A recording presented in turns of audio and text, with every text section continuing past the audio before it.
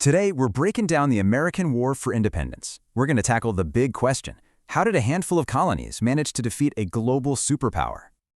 We're going to explore exactly how the colonists pulled it off. We'll cover all the key battles, the key people, and the big ideas that you're going to need to know for your exam.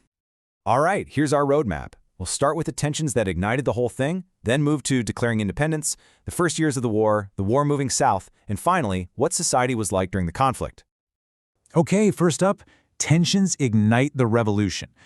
This didn't just happen overnight. The road to war was really a rapid escalation from protest to open conflict. It really kicks off with the Boston Tea Party in 1773, a huge act of protest. But what really lit the fuse was Britain's response. Parliament passed these incredibly harsh laws called the Coercive Acts, and that's what turned a tax protest into a full-blown rebellion. Yeah, the British designed these acts to make an example out of Massachusetts. They thought they could scare everyone else into line, but it completely backfired. Instead of isolating them, the acts actually united many of the colonies against Britain. So, to enforce these new laws, the British military governor in Massachusetts, a guy named General Thomas Gage, decided to seize arms and munitions from the local colonial militias. This was a direct path to open fighting. And when Gage's troops marched to take those weapons, they clashed with the colonial Minutemen. On April 19, 1775, at Lexington and Concord, the shot heard round the world was fired. The American Revolution had officially begun. So the crucial point here is that Britain's whole strategy of using force to maintain order completely backfired. It didn't stop the resistance, it fueled it and pushed the colonies toward war. All right, next section. Because once the shooting started, this quickly stopped being about taxes. It turned into a fight over ideas, really powerful ideas. Now this is where things get really complicated. Virginia's royal governor, Lord Dunmore, issued a proclamation promising freedom to any enslaved person who fought for the British. This exposed a massive contradiction, right? You had patriot leaders demanding liberty, while many of them were slaveholders. And while some enslaved people did join the British, the proclamation actually drove a lot of Southern slaveholders to support independence. They were afraid of a widespread revolt and wanted to protect the institution of slavery. Then, this pamphlet called Common Sense by Thomas Paine becomes a massive bestseller. In really simple language, it just tears apart the whole idea of a monarchy and makes this powerful case for republicanism, a government where the people have the power, not a king. All these ideas came to a head in the summer of 1776. The Continental Congress made it official and severed all ties with Great Britain, laying out all their reasons in the Declaration of Independence. And that's the key thing to remember here. The idea of republicanism, that a government's power comes from the people, was the radical fuel for this entire revolution. It was a complete game changer. Okay, so independence is declared. Now for the hard part. The Continental Army has to actually fight the world's best military.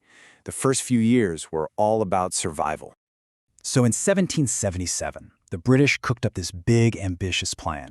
3 different armies would move from 3 different directions and all meet up at Albany. The goal was to cut New England off from the rest of the colonies, figuring the rebellion would just collapse. And a quick recall for you, which city was the main base for the British?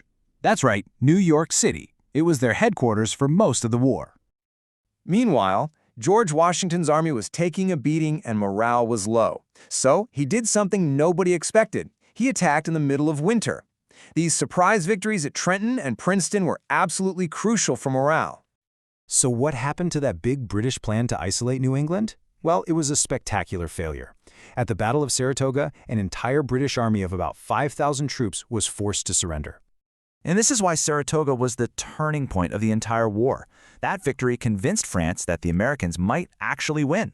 And so France, Britain's biggest rival, decided to jump in on the American side. So remember, Saratoga is what turned this fight from a colonial rebellion into a full-blown global conflict. Having France on their side changed everything for the Americans. Okay, next section. Since they couldn't win in the north, the British shifted their entire strategy. They turned their attention south for the final campaigns of the war. Britain believed they had more supporters, or Loyalists, in the south. So the plan was to capture the major port cities, rally these Loyalists, and basically retake the South colony by colony. And at first, it worked. They captured Savannah and Charleston. But the American General Nathanael Greene came up with a brilliant counter-strategy. He knew he couldn't win big head-to-head battles, so he focused on a war of attrition, just wearing the British down. And this all led to the final major battle at Yorktown, Virginia. The British General Cornwallis got his army trapped on the coast. He was expecting the British Navy to rescue him, but instead, the French Navy showed up and cut off his escape by sea. American and French forces then trapped him on land. Cornwallis had to surrender his entire army.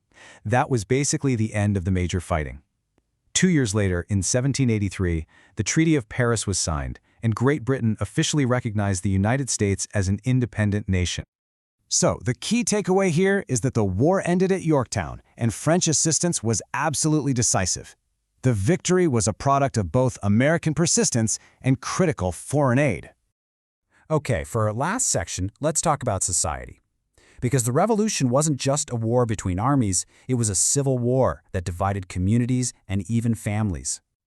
You know, it's easy to think everyone was a patriot, but the colonists were deeply divided. The best guess is that about a third supported independence, a third stayed loyal to Britain, and a third just tried to remain neutral.